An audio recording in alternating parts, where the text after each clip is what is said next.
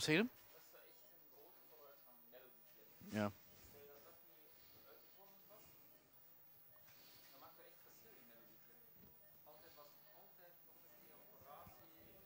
Een operatie. Ja. Ja. En ook de stunten, hè. De stunten op zich is ook al goed beter.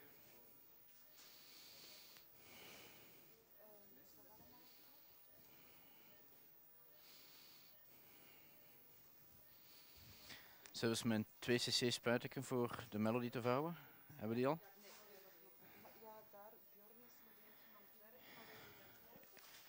Ja. Zelfs een 2cc spuit krijgen wij ook al de 3-wegkranen.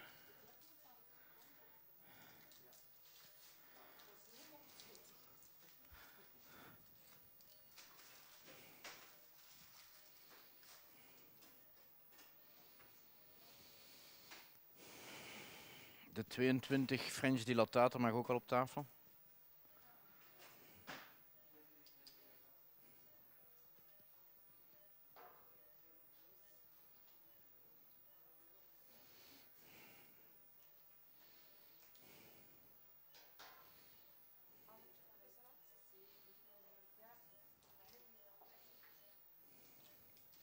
Oh, we gaan 2 mauve tubes nodig hebben.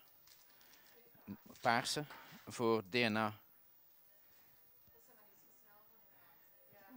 Ja.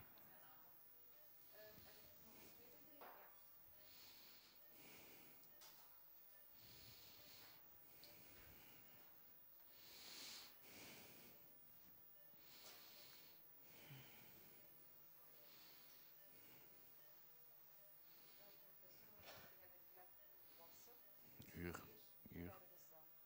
Ja. Zet uw botten al vol. Hè.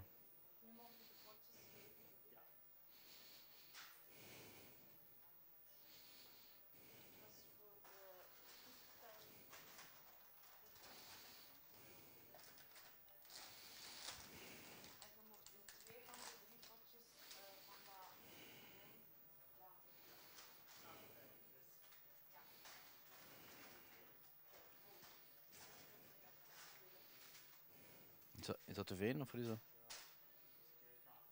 Ja?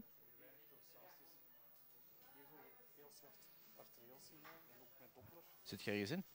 Ja, aan deze kant zit het in principe veneus, aan de andere kant moet je eens kijken. Kunnen we even kijken? Ah, dat is ook veneus dan? Dat is zeker veneus normaal.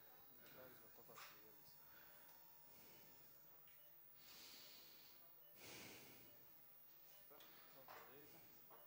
Dat is veneus, oké. Okay. Dat ziet er ook veneus uit. Hè. Hoewel, ik weet niet. We gaan het erop, wat? We gaan het erop iets insteken. Hè. Dus dat is voor rechts dan.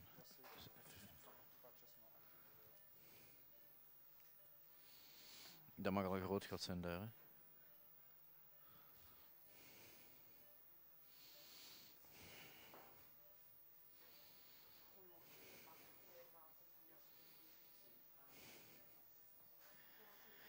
Van wie is hier een ballon weer? Nee, maar dat is de firma waarschijnlijk. Van wie is dat? Arrow? Ik denk het.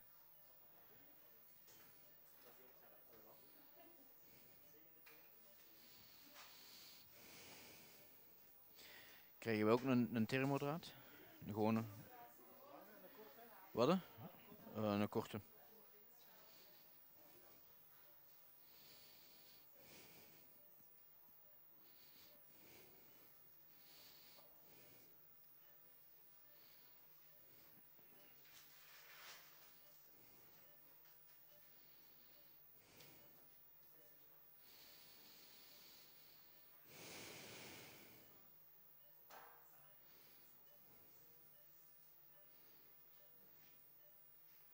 Ja.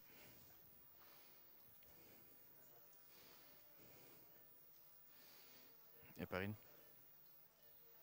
Hier heb je nog een spuit aan. Is dat arterieel, denk je? We geven u 3000 tegen de heparine. hebben wij gegeven, hè? Pulseert toch? Ja, die komen nu. G. Aorta.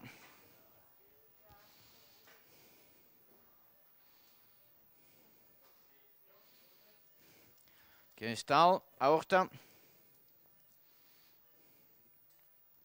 Die 10 cc-spuit ook al gevuld worden. Erin. Dat is aorta. Dat is voor u ervoor. En wij moeten ook nog DNA-spuit hebben, ze. Niet vergeten. Gewoon 10 cc spuit is goed, maar laat maar komen als de heparine, als de spuit hier is, de tube.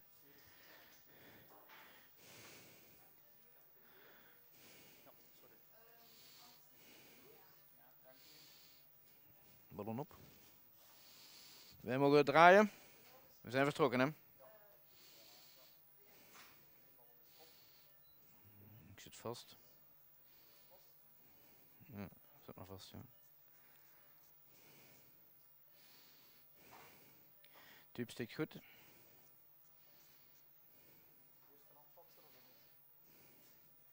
Gewoon eens zien als we hem schoon.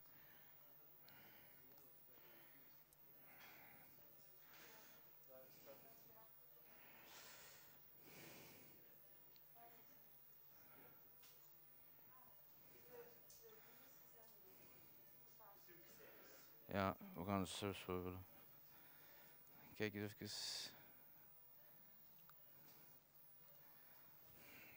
is al verneukt.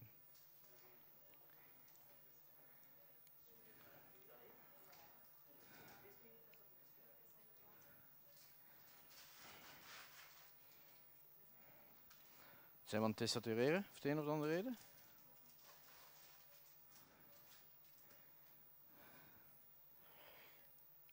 Oh, was juist goed.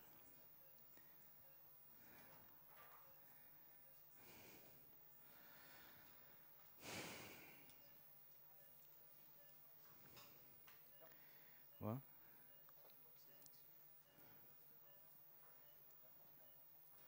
Ja, nu blokkeer ik hier, zie. Klootzak. Hij is verneukt. Ik zit hier al met een dinges. Kom eens met de katheter, de draad, want het is hier al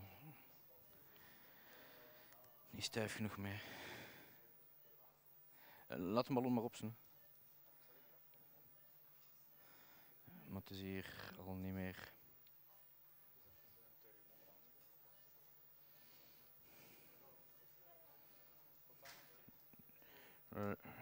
Alleszins, nee, komt er maar, blijft erin, hè.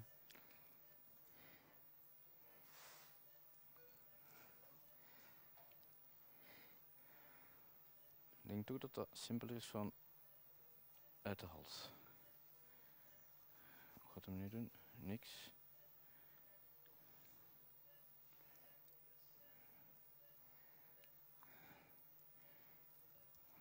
En ook, ik denk een sheet dat dat ook niet stoort hier. Maar ik ben erop door. Oké, acquire, Guy.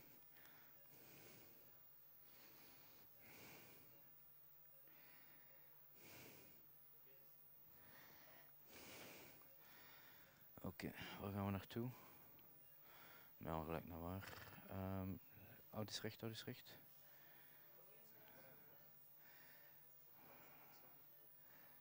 Kan ik volgen? Los ballon maar. Draad naar voren, draad naar voren. Banker? Nee. Doe niks. Ja? Oké. Ballon lichtjes op. Moment, lichtjes op.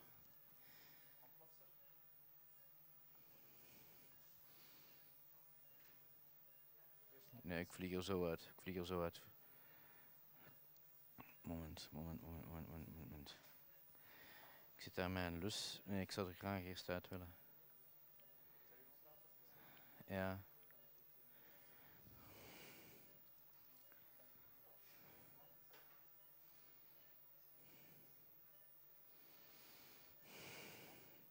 De klep mag al beginnen wassen, hè. Duw dus beter door. Zoek eens iets anders. Duw maar. Ja. Kun je nog duwen?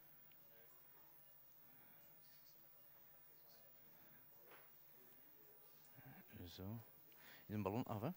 Ja, maak je. Af. Af, ja. En toen gaan we hem nu eens een keer opblazen.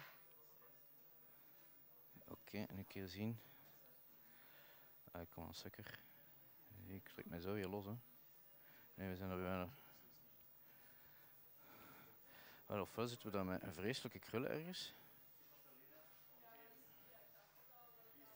Staat u een draad goed ver? Blijf eens op een draad duwen. Blijf eens op een draad duwen. Oh, oh. Ah, oké, sorry. We gaan even terug vooruit.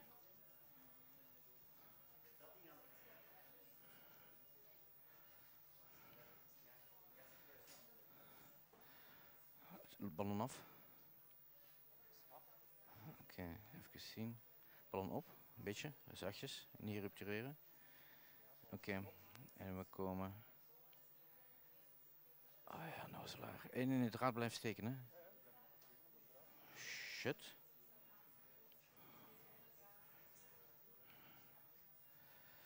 Oké.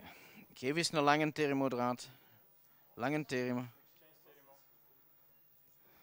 Zit daar toch niet mijn krul? Ja.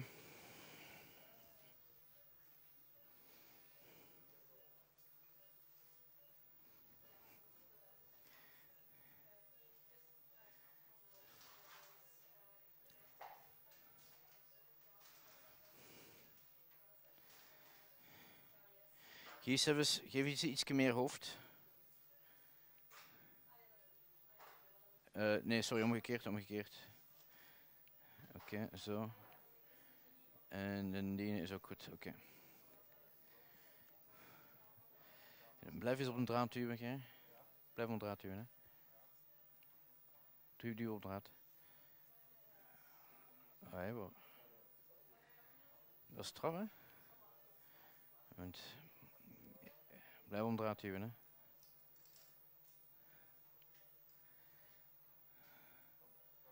Wat?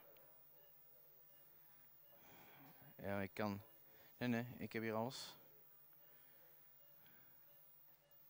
Oh, nu heb ik geen controle meer. Ja, we zijn eruit. Oké, herbeginnen. Dat is precies dat we ergens vast zaten in het atrium. Want ik kreeg die krul er helemaal niet uit. Trek een draad maar naar achter. Oké.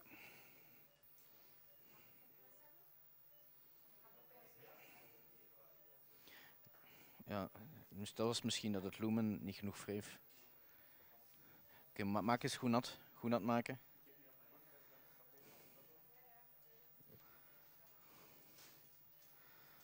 Oké. Ik ben erin. Ballon mag op.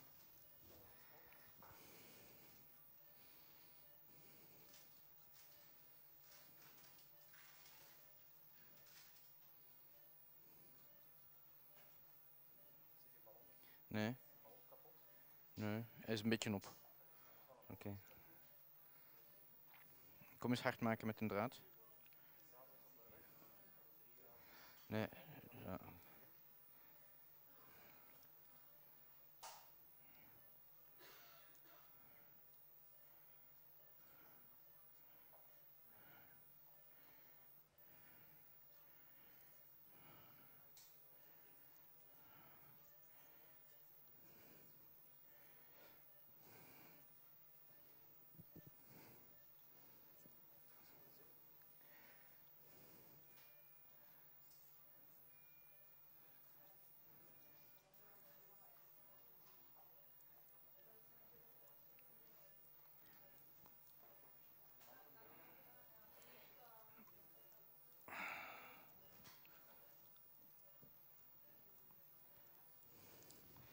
Laten draaien. Hè.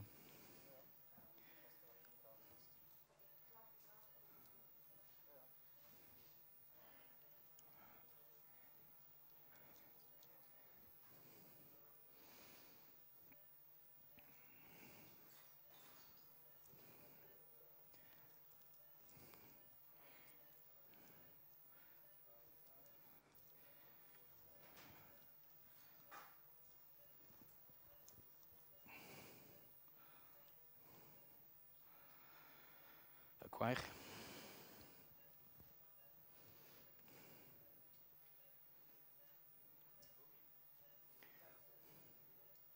Zoek eens iets anders. Duw maar door. Ja, duw maar door. Voilà. Oké. Moment, houd een draad nu eens recht daar. Dat we daar niet te veel krul pakken. Oké. Ballon op, ballon op. Oké. De draad komt uit. Acquire. Moment. Dat zijn de stands daar. Kom maar tot andere dinges. Ik voel u aan mijn vingers. Oké. Hups. Oké. Goed. Ballon af. Ja, stoorfluoren. En dan kom maar uit, hè. Mogen we? Guy?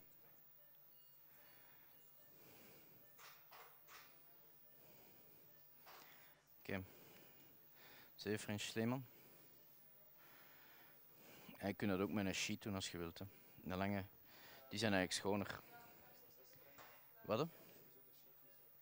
Ja? Geef anders eens een 7 French. Ja, die mannen. Daar geraken we voorbij, hè? Denk ik.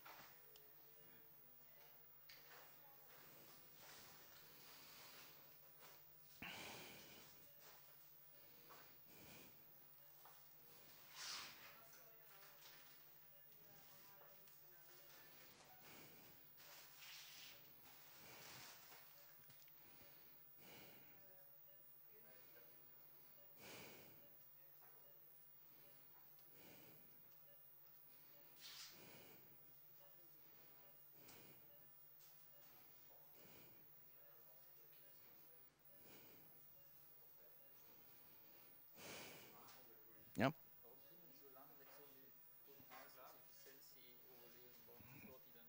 Dat stoort een beetje. Na 25 jaar zie je... Klaar? Sheet komt uit. Na 25 jaar zie je dat ze zodanige RV-dilatatie hebben en dysfunctie dat er ritmestoornissen komen. Ja. Dus rechterventrikel tegen een stootje. Nu PI, uw mean AP-druk als die goed laag is, als die 11 is voor een rechteratriumdruk van 6, ja, dan is dat al niet zo erg. Hè. Dat is wel klein precies. Hè. Nee, dat is iets anders, dat is iets anders. Goed om draad blijven duwen. Hè.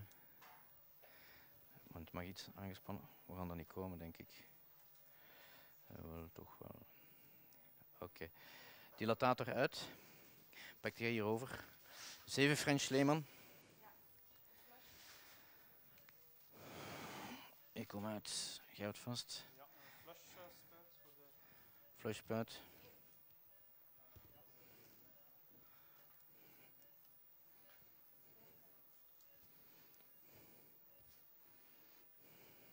zal ineens AP-druk van inzetten.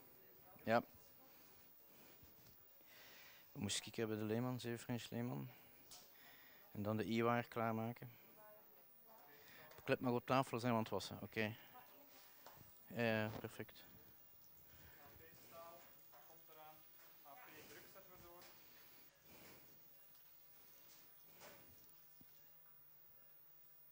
Hier is AP-staal. Want dan je ook de zelfs... Ah. Ja, hij gaat maar in. Go all the way.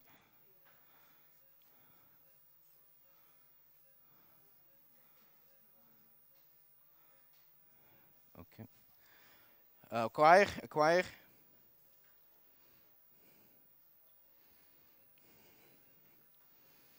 We gaan de aangeroerde sheet maken zelfs. Oké. Dus nu komt een ding is erin. De arteriële druk staat ook door. Oké, perfect.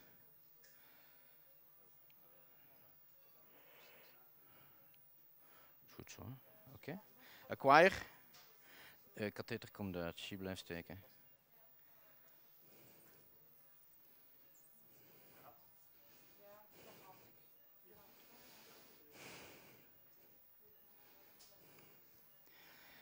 Je moet flushen. DNA. Een spuit voor DNA. Oké, vul maar. Dat is voor DNA, hè? Ja.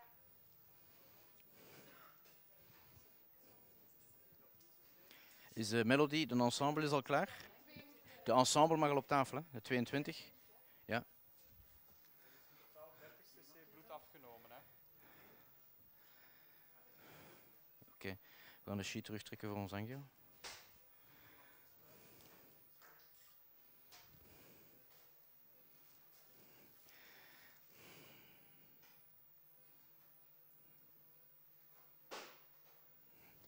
Trek eens iets terug tot halverwege de stand. Stop.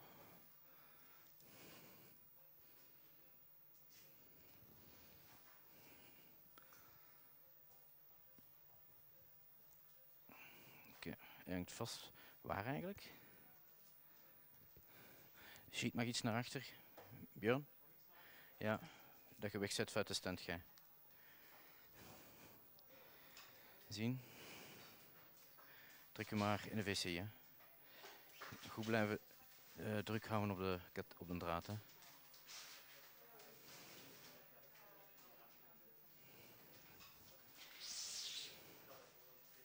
Oké. Oké, moeten we een VC-staal geven? Ja. Grijp er. VC-druk door en VC-staal. De saturaties hadden we al allemaal, hè? Sorry. VC staal.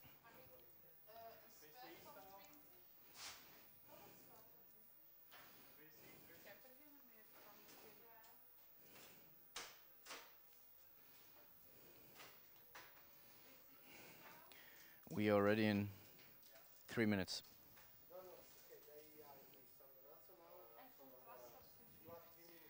Tell them we're ready. Yeah.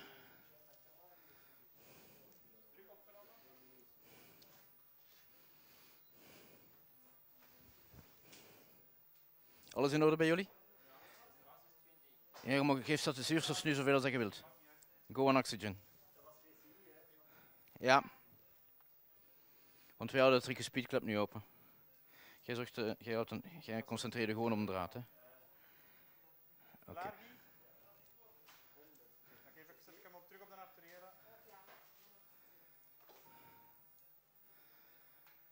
Uw sheet mag dan uit en dan de dilatator komt erin. Zijn we volledig gewassen al? Ja. Oké, mag ik... De schaafgevaar naast. Ja, geef me het mes, geef me het mes. Wat zeg je? Oké. Oké.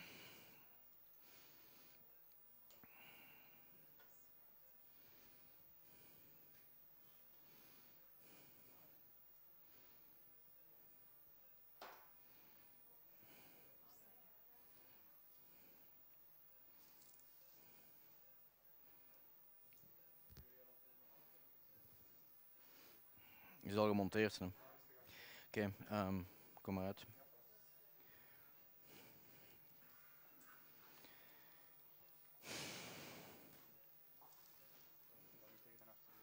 Oké.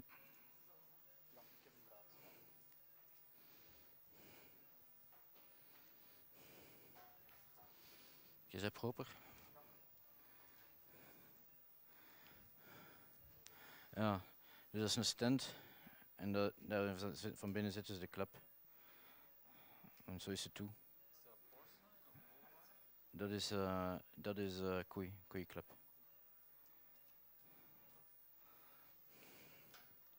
Van jugularis.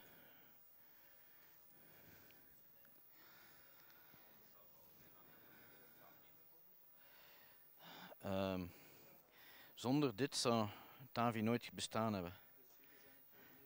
Moment, ten eerste we waren eerst, maar waren TAVI eerst geweest, ze hebben heel veel dooi gehad in het begin. En zij stonden op het punt van te stoppen. Dus dat is in Europa, in Amerika, withdrawal of license. Ja? Maar ze zeiden, dat marcheerde goed. En ze hebben gezegd, dat moet marcheren. En dan zijn ze mogen voortgaan, omdat dit marcheerde.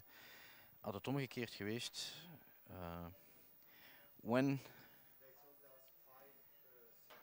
Oké. perfect.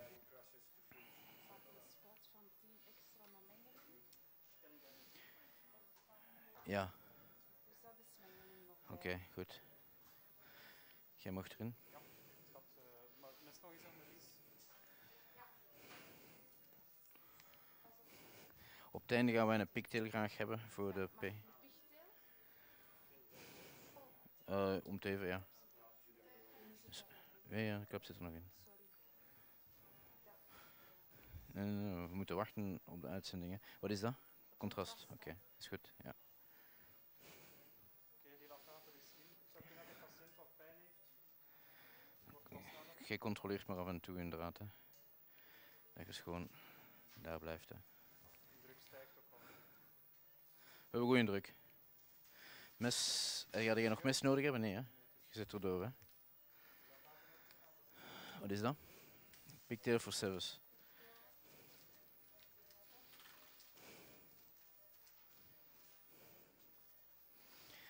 Service, ga ik u dan vragen dat jij rustig zo mee helpt duwen. Hè?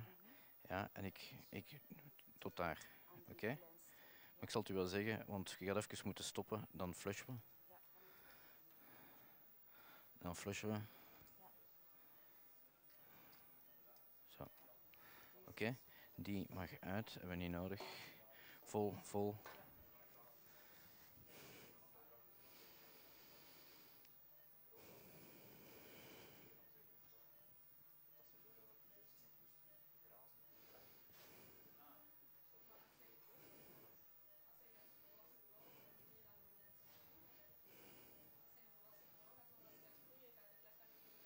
Ze krijgen een klep groter dan u.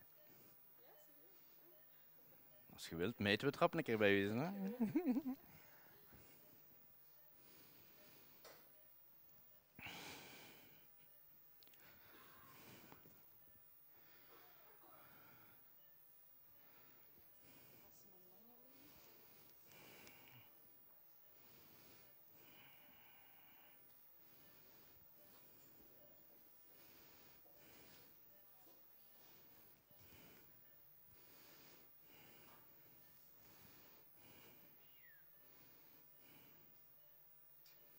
Guy, toon een keer de angio's. De eerste.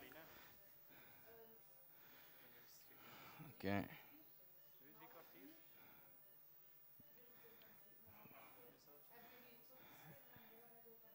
Ja, dat is een tweede keer, hè. Oké, we beginnen hier. We beginnen hier. Oké. Oké, nog maar 20 minuten. Dat is goed, ja. Oké, en dan de volgende. Heb je dat ik erdoor ben gegaan? Geef de vorige nog eens.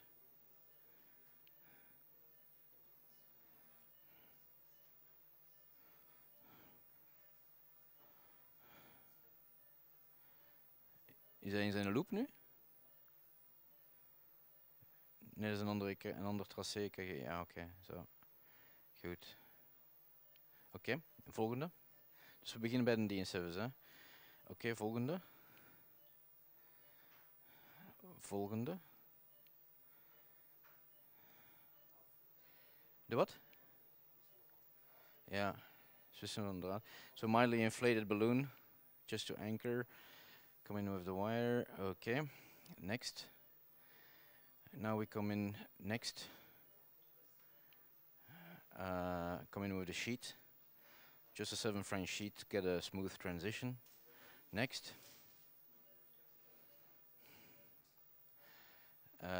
Wat is het? Nee, het vorige. Zo zitten we. Dat is de sheet die afkomt. Ja. Ah ja, then we exchange for the 7 French. Catheter, okay. Next. Ja. That's the E-wire, stiffer wire, okay. Goed.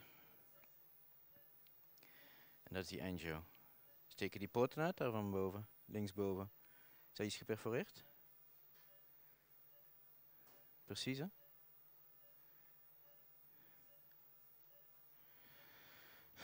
Oké, dus we gaan in het distaal deel van de stent, hè? Ah, wel, waar zit... Het ding is... Ja, hij zit eigenlijk... Maar om het even... Laat eens lopen verder.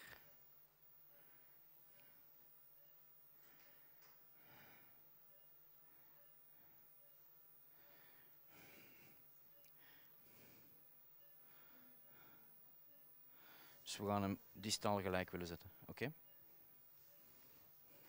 Vooruit zal hij nooit willen gaan. En achterwaarts moeten wij ervoor zorgen dat hij het niet wil doen. Hè?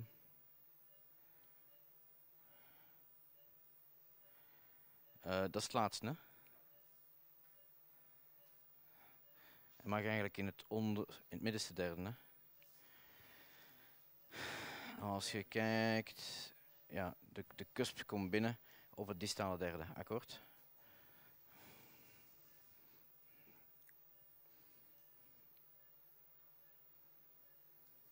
Oké.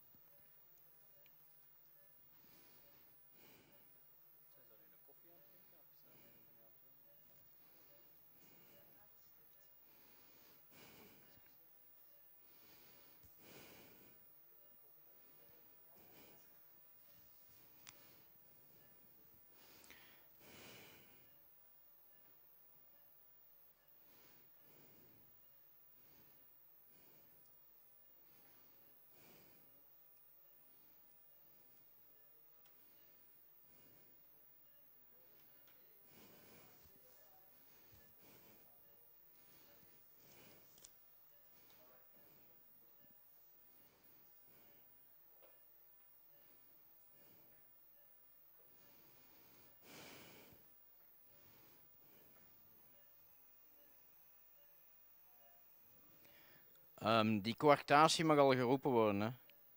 Ja. Zeg dat ze die klaarmaken en dat ze die naar beneden brengen. Oké?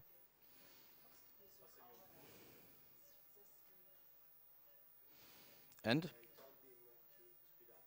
To what?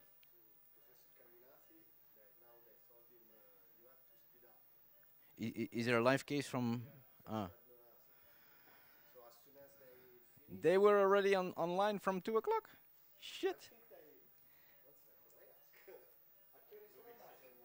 Wat hè? Ah.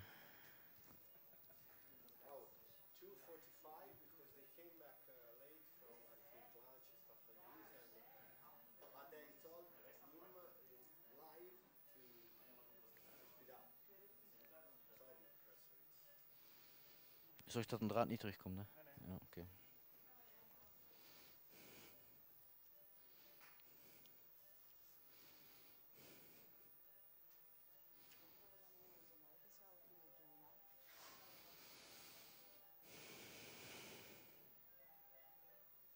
Heparinisatie is nog goed? Hoeveel weegt zij? 25. Ja, wat hebben we gegeven? Dat is gegeven.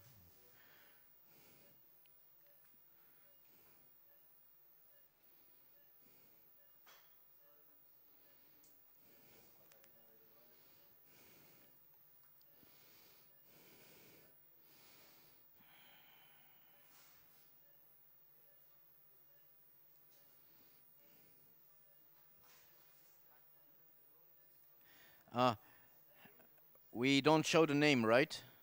We don't show the name, eh? No, no. Now the image is up on top. Okay, it's perfect. Okay. Well, the name is on the left upper corner. Perfect. Yep. Okay. Yep. Liggen de armen naast haar? Ja, zeker. Ah ja. Wat? Ah ja. Blaas onder. Oké, ja, is goed.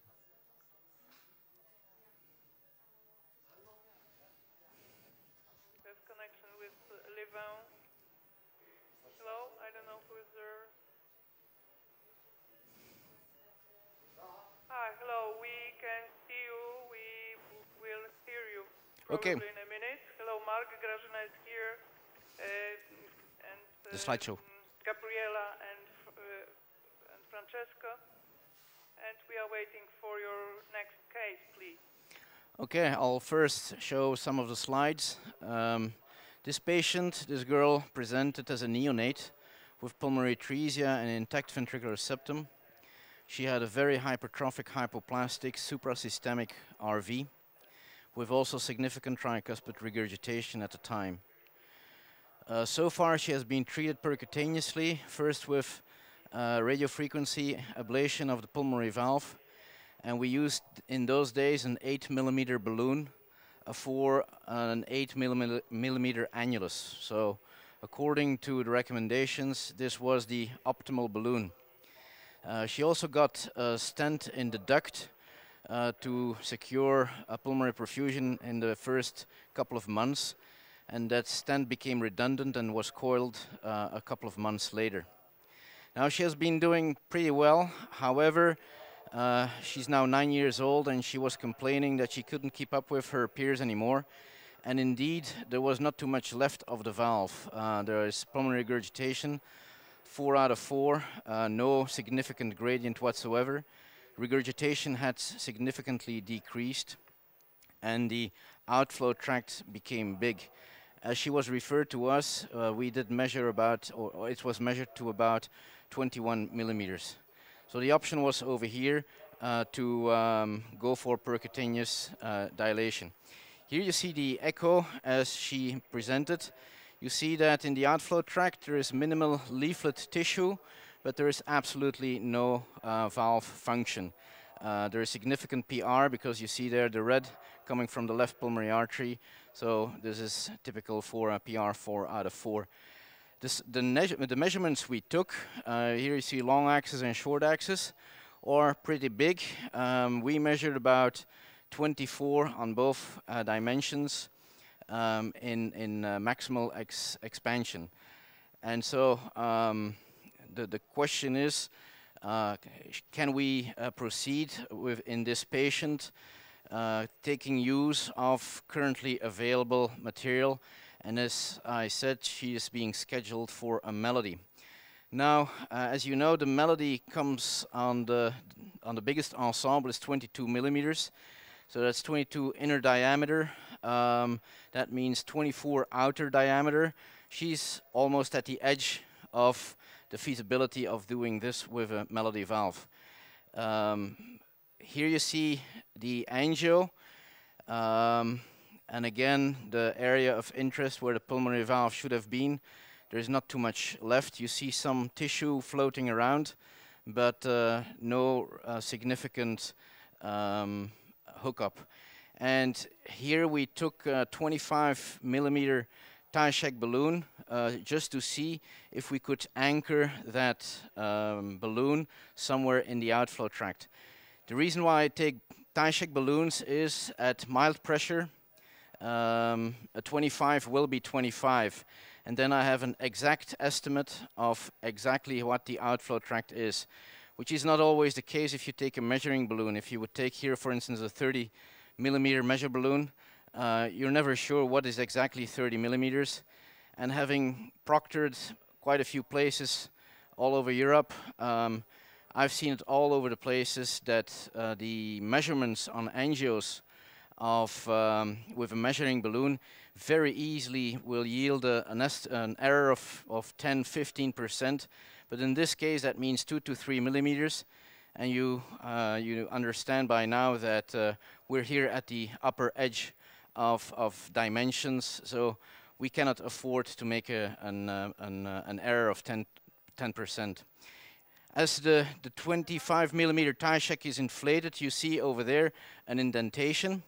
And so first question to answer is, shall we proceed? I think if you see an indentation like that, that's rather securing, and it's telling us that most likely we will be able to put a landing zone over there. Typically we would use a bare open cell stent. Why bare? Well, we want the open cells to catch on to any tissue that it can find in the outflow tract. Still, by definition, also in this, yes? Was there a question? Speaking, you didn't perform MRI before putting the patient on the table. In this patient, we did not do MRI at that point. You will see an MRI a little later. Because for screening, I think echo is better than MRI. The time resolution, especially during ejection of the right ventricular outflow tract, that's all you need. And we get pretty good images with echo just by itself. And the final decision whether we will proceed with this procedure is actually what you're seeing right now. Do we see an indentation in the biggest balloon we are ready to deploy in the outflow tract, provided that a stent would be sitting in that position right now. Now as we go on, we check for the coronary arteries. In this patient population, I have never seen that we did compress the coronary arteries, most likely because the outflow tract is already that big and the balloon is not really stretching anything or too much in the outflow tract, and we are already very, very happy if the stent would hang on in the outflow tract, let alone that it would squeeze on the coronary arteries. Next slide. Okay, we have some. Can I proceed? So you went on. Wow. We have some question or comment just now. Yeah, I just wanted to ask for the record. We don't know the RV size, we don't know the RV-EDP. Does the patient have a PFO? What's the saturation when they exercise? Because the question is, in all these patients, not whether you can, but the patient obviously needs a valve here, but the question is they do need a valve and a Glenn. They don't need a Glenn. Is the PFO open? So can we have that information? There is a PFO, but as a matter of fact, it will not influence my decision at this point. Indeed, the indication whether this patient, whether it will be an advantage for this patient to have a valve is actually currently a hot debate. And as you all know, one of the things is the patient symptomatic, yes or no? If you question them with such a degree of pulmonary regurgitation, typically they will be somewhat symptomatic, and especially if you put the valve in. All the patients I've done it so far, after the procedure, come and tell me that they could do much, much more after the procedure. But that's not the main indication, I think, to put in a valve. Okay. The thing we should aim for, but that's a discussion on the long run. The main issue is we should give this patient some longevity up to 70, 75 years old. And there's a hot debate going on now whether the current recommendations of an RVO, of a right ventricular volume of 150 or 160 or 170 is good enough. And I must say, if you look at the latest data from survival of long-term survival of Toronto and the ones from Amsterdam or Rotterdam, sorry, there is some evidence gearing up now, suggesting that probably we're a little bit on the slacky side before we put in a valve. But I'll leave that discussion open for later. I'm not arguing whether the patient needs a valve or not. The patient definitely needs a valve. But if the patient, let's say, has a slightly smallish RV with RV dysfunction, the patient goes to a Glenn, you put in a homograph, and you don't take a borderline patient. So I think this can be done technically, but the question is that that's maybe a relatively high-risk procedure.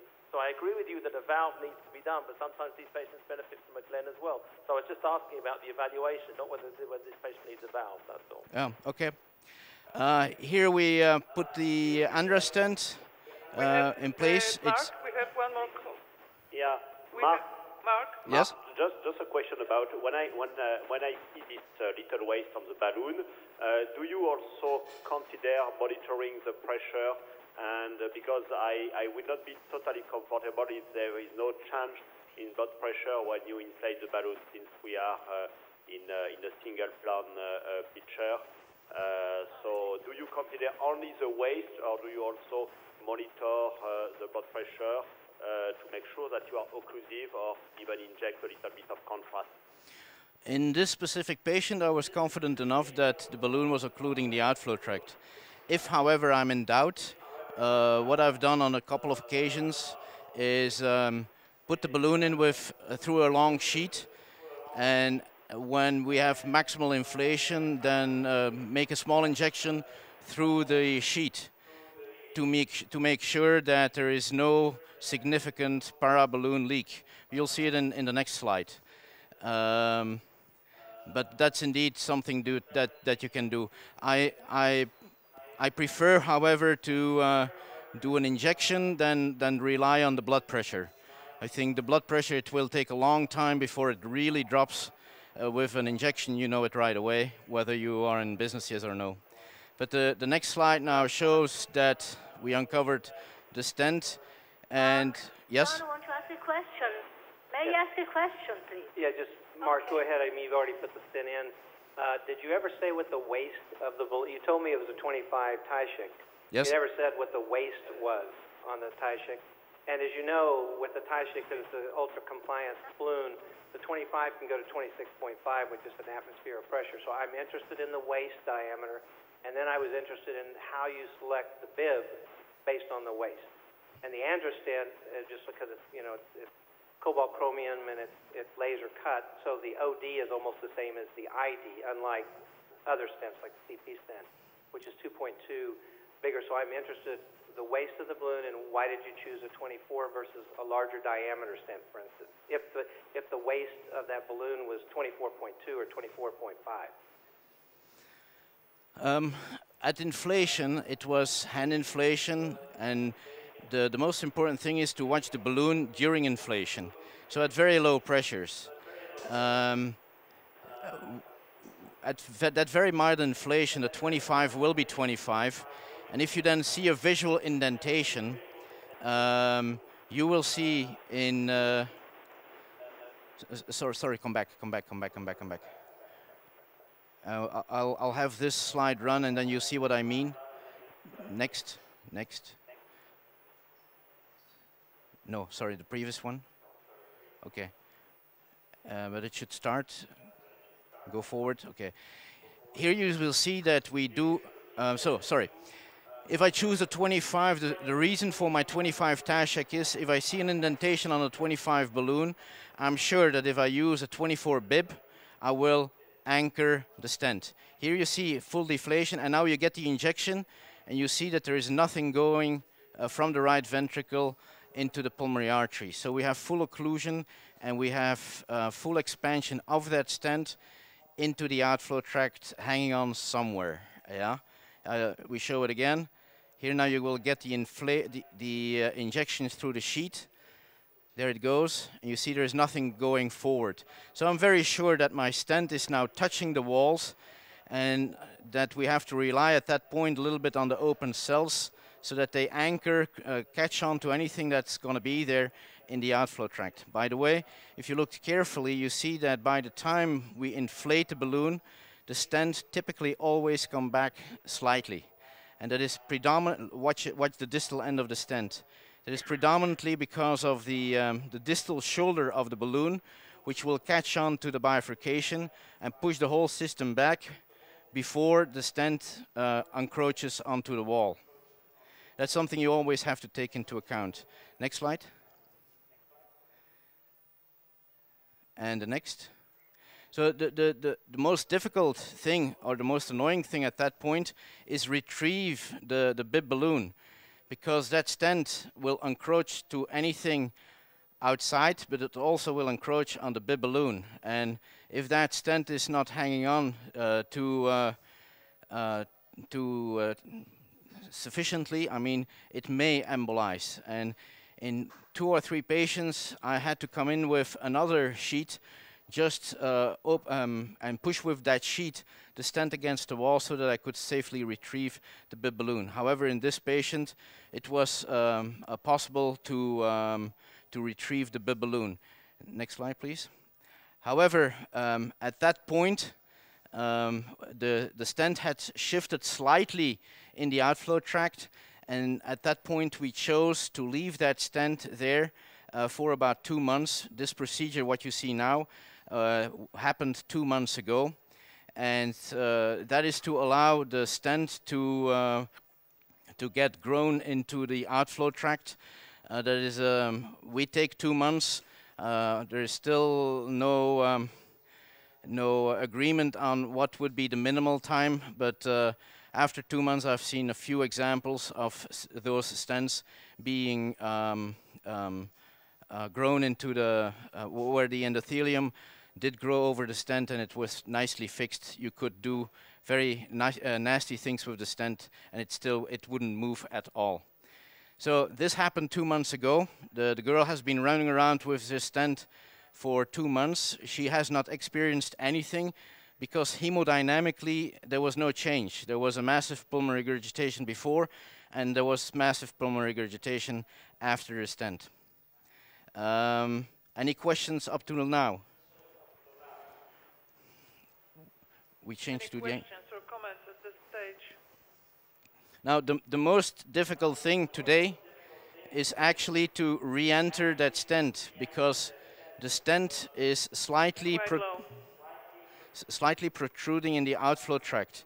And if you come the regular way with a bare catheter or a bare wire, I can tell you, you will enter that stent from any side hole that you can imagine, but typically not the central portion. Can we have the SCOPy on?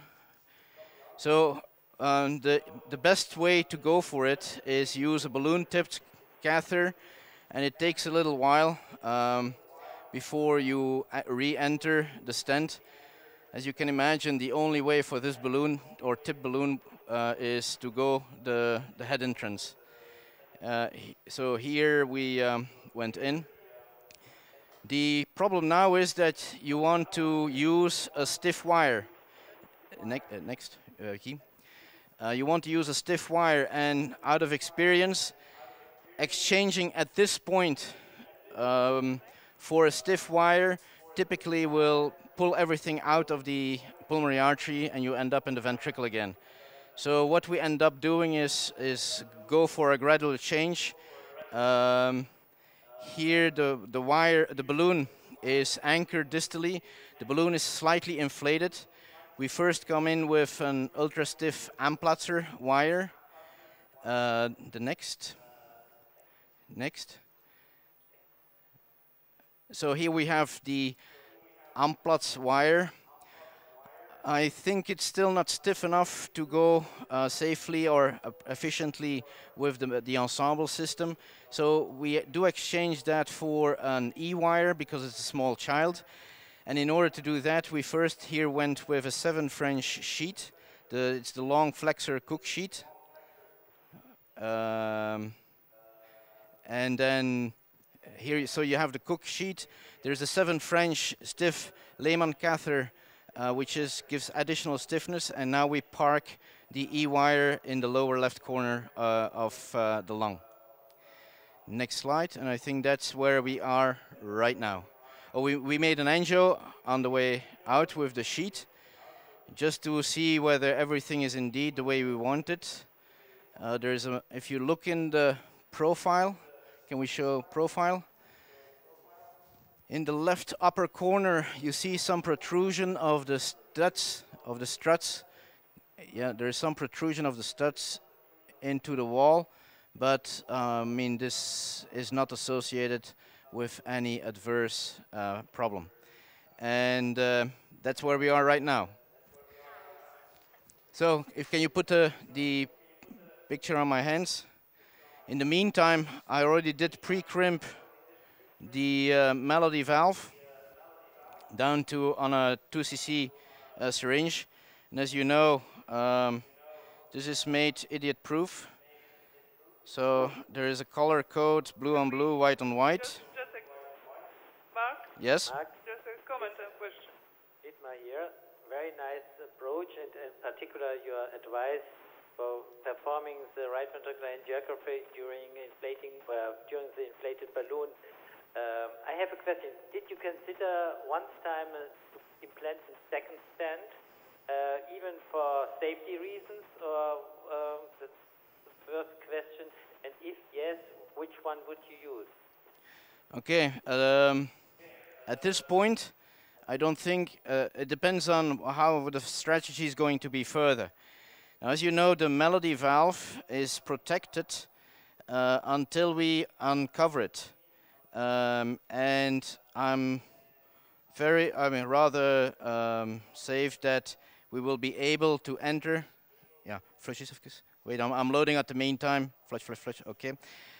So with the melody system, because it's a long covered stent, we will be, first of all, be able to enter with the ensemble system the Andra stent. And because it's a long covered stent, it is very unlikely that there will be a paravalvular leak. And if you chose to take the Sapien valve, that's another possibility.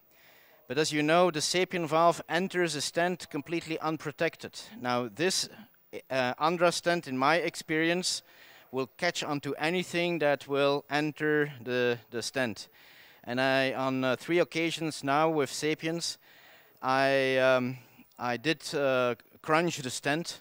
The fact that I could crunch it already means it was well fixed in the outflow tract, but that makes it very difficult, if not further impossible, to simply enter with the Sapien an Andra stent. So now my strategy would be, as you suggest, if I take a Sapien, first put in a covered stent, a long covered. Here I would take a covered CP stent. Why? First of all, you need the covering not to have a paravalvular leak once the valve is deployed. And second, the CP stent from the inside is very smooth and very silk. And then the Sapien will cruise into the stent, hopefully. Very nice to have this advice. Would you use a pre-mounted covered stent then for this indication? Would you invest in this stent? Say it again, which stent?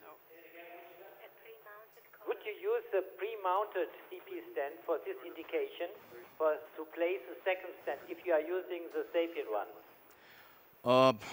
I have no experience with the pre-mounted CP stents, and I feel extremely comfortable with mounting them myself. I mean, I can. Okay. It's just also what you're used to, and how big you want your inventory to be. But I'm very happy with folding them myself. So in the meantime, you see that we did. Mark, yes. Mark, you have 10 minutes, please. Okay. We'll go in. Okay. Björn, Anu. Okay, Björn is in. Valve is being put in. Patient moves. The anesthesiologist will put her a little bit deeper asleep, but Björn can proceed in the meantime. And do as if it is difficult, Björn. Okay. Okay. You see, if the patient is well prepared, there's not a big deal. Now, looking at the angio, we will go to profile. Yes. And I would like to put the stent, or at the distal end, have the distal ends of the stents match. Can I see a little bit more head? Okay, thank you. Now, can you zoom in on my hands? There's something I'm rather keen on, is when you uncover the Melody stent, you're tempted to just hold on to this and pull it backwards. In 1 out of 10 cases, you're able then to yank off the valve from the sheet over here. So I think it's worthwhile to get good habits, and when you uncover the Melody valve, just grab this and hold the valve in a way that it will help you, but don't rely on it completely. This way I spread the pressure all over the outer sheet and the valve. And so now we go back on the, otherwise we lower the table. Guys, naar beneden. Off, yeah.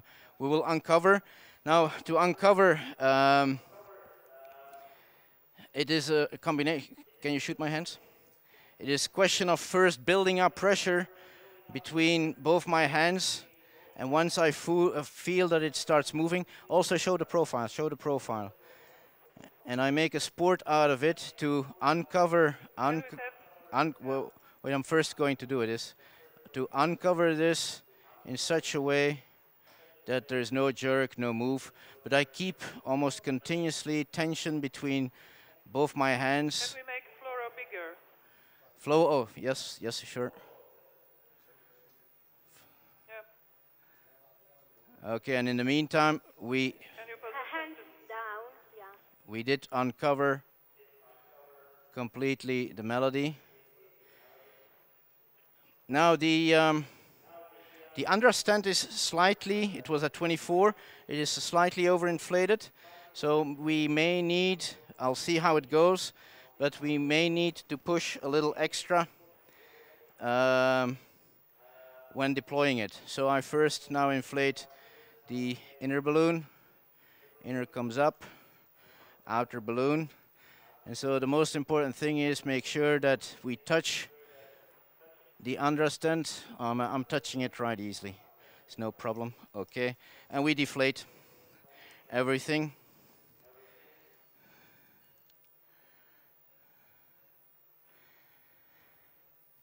Pressure is coming up again. And we check it visually. So I don't expect any problems with this melody. I expect it to perform very nicely now. It's well squeezed into the understand. If there would be any doubt on it, as you see, I had my extra 10cc syringe ready to add some extra volume into the bib. You can expand a 24 bib very easily up to 25, even 26. And then not that I recommend that you do it on every case, but if you have to catch the understand, I mean the landing zone, it gives you an extra safety margin. Okay, so far for this melody, I think we still have 5 minutes. Is that correct? Yes, just 5 minutes. Okay, we'll take out the ensemble system. There it comes. Geef eens, hebben we een dikke sheet, een 8 sheet of zoiets? Of een 10, maar gelijk. Een 10, ja. We'll quickly put another sheet into the groin and then go up with a catheter. We'll use a pigtail, it gives nicer angios. That's just for the meeting, because otherwise I don't bother too much about doing an angio in the pulmonary artery. Typically I would make an angio in the ventricle to make sure that I didn't do anything wrong. We'll go like this. Ja, we gaan zo. We'll do it without sheet. Like in the good old days. Oké, ga maar. Jij blijft even op de lies duwen, hè.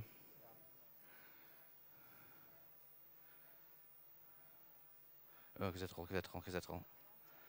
Oké, ja, blijf daar. Can we hook on to the angio, please?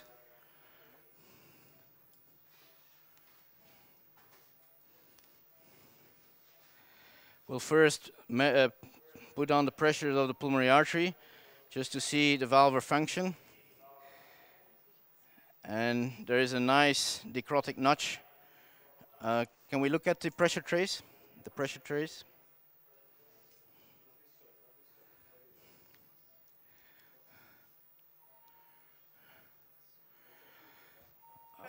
We're working on the pressure trace coming through, but I mean, it looks very nice. The pressure trace. Okay. There's no angio. We do not see pressure. Draait het scherm. We'll take it from the screen. Kunt je de schaal vergroten? So as you see, it's a nice pressure trace with a nice necrotic notch.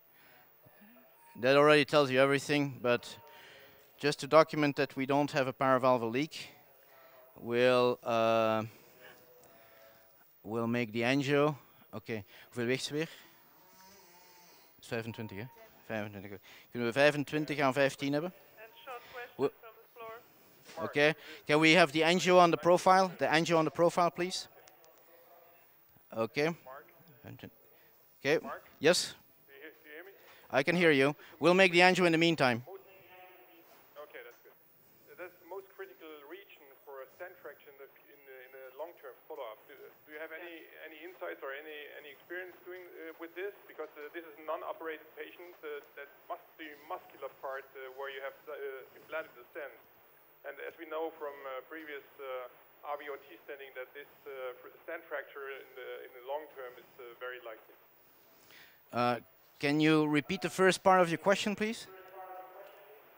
How how critical do you calculate the risk for any stand fractures in this position? Because it's more or less 2/3 of the whole assembly in the muscular part of the RVOT. Yeah. Well, the stent is actually touching the annulus and is hanging freely in the outflow tract. Yeah. And that was before we put in the valve.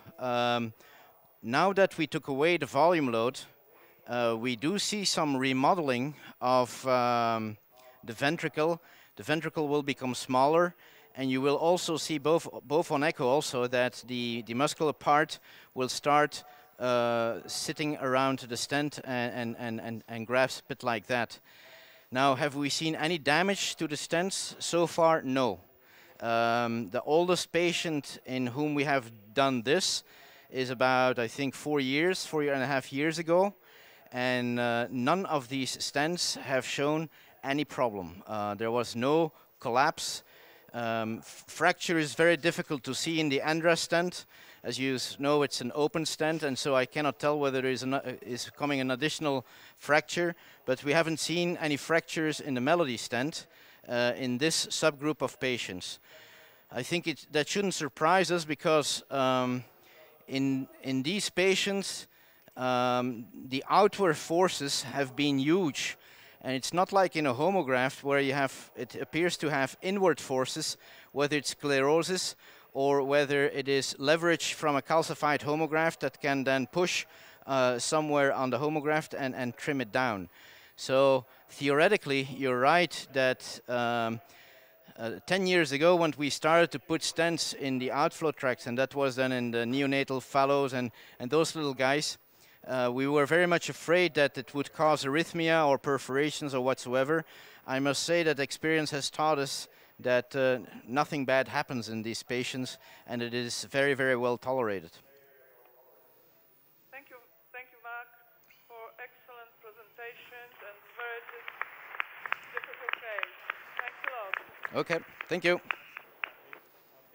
Bye. Let's move to the last speaker, John Cheetham, who is going to tell us. We zijn klaar over 10 minuten.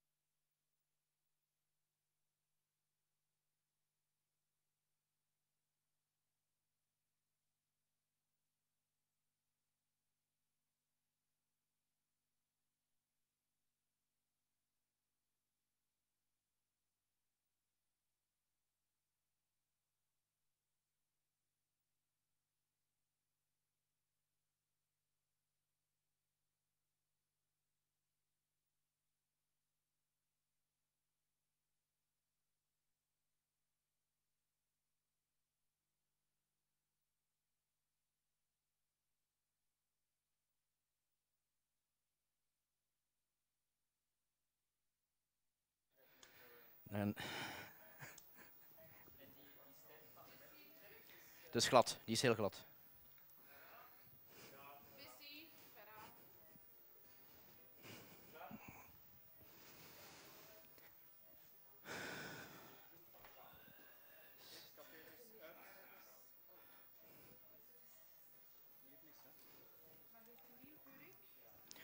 Mag je de tafel iets zakken? Nee.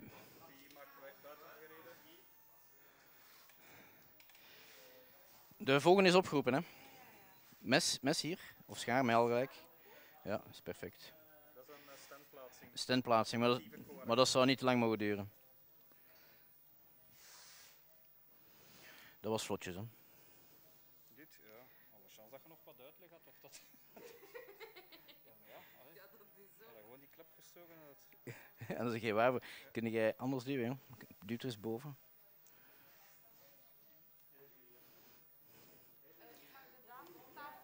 Wat zie je? Ja. Beetje liposuctie.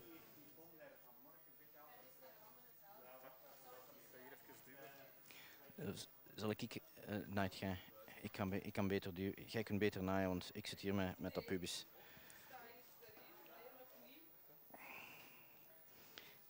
Ik denk dat je... Jongen, dat is ook geen dikke, hè? Maar nee. Waar is het? Moment, toon is beter. Ja, ga dwars op uw wonden, hè? Iets meer naar u. Je zit op de hoek. Nog iets meer. Doe het met één hechting. Ja, zo, ja, oké. Oké, kom maar. Ja. Oké.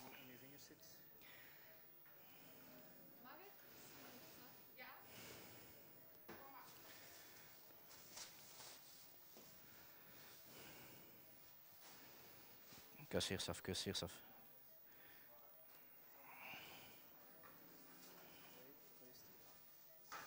Pakt u een pincet. Kunnen het veel beter doen.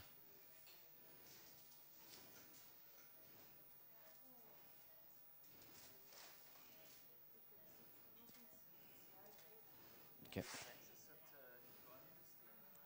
De wat? 22.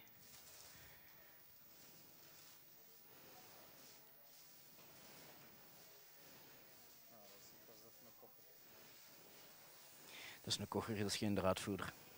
Je hebt het antwoord gegeven. Wel ja, dat is het verschil tussen... Oké.